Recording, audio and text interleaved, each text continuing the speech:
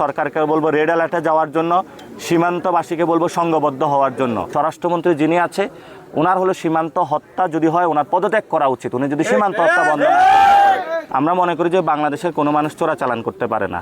বাংলাদেশের সকল মানুষ অত্যাচার নির্যাতনের শিকার। 72 ঘন্টা ময়েশ্চার লক সমৃদ্ধ লিলি বডি ওয়াশ, শিয়া বাটারের গুডনেস স্কিন রিপেয়ার করে রাখে সফট ও গ্লোয়িং। লালমনিরহাট সীমান্তে হাতীবান্ধা উপজেলায় এসেছি। সীমান্তে এক ভাইকে নদীতে মাছ ধরতে যাওয়ার কারণে ভারতীয় বর্বর খুনি বাহিনী তাকে শহীদ করেছে। তো আমরা প্রতিনিয়ত দেখছি ভারতীয় যারা আছে তাদের বাংলাদেশের মানুষের উপরে অত্যাচার চালাচ্ছে এবং সেখানে মাদক সরবরাহ করছে যুব সমাজকে নষ্ট করার জন্য। আমরা কয়েকদিন আগে কসবাও গিয়েছিলাম, তো প্রায় 4টি হত্যাকাণ্ড সংগঠিত হয়েছে এবং আমরা এক্ষেত্রে সরকারকেও নীরব দেখতে পাচ্ছি।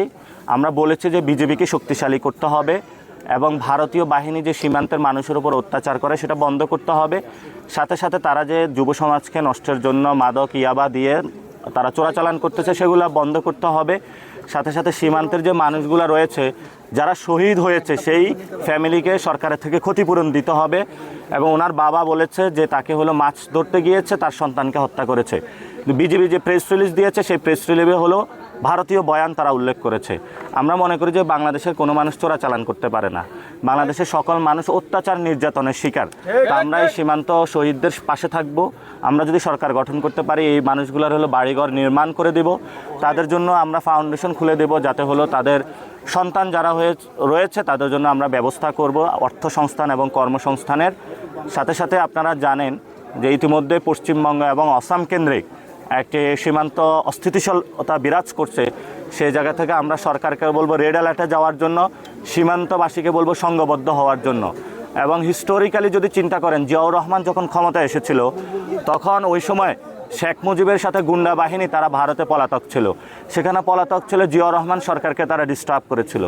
একই কায়দায় শেখ হাসিনা ভারতের ওই পাশে থেকে বাংলাদেশের মানুষকে হলো ডিস্টার্ব করে যাচ্ছে এবং তারা ওই দেশের পশ্চিমবঙ্গ সরকারের সাথে মিলে সীমান্তে হত্যাযজ্ঞ চালাচ্ছে।